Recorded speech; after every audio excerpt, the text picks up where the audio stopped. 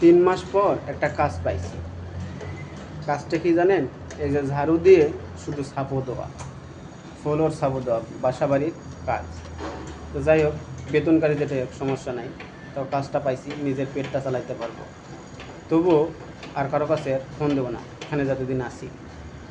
বহুত জনের কাছে ফোন দিয়েছি, বহুত জনে বহুত রকমের আশা দিয়েছে কাজের জন্য, কিন্তু কেউ কাজ দেয় নাই।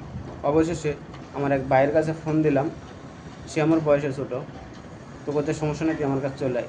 কিন্তু ভাই, কথাই একটাই, থাকা খাওয়া তোর নিজের, বাসা ভাড়া দিতে হবে, আসলে খাতে হবে নিজে। আমি তো সমস্যা নেই, খাবো আমার নিজের পেটে, বাসা ভাড়া দেবো, আগে আমি থাকি এখানে।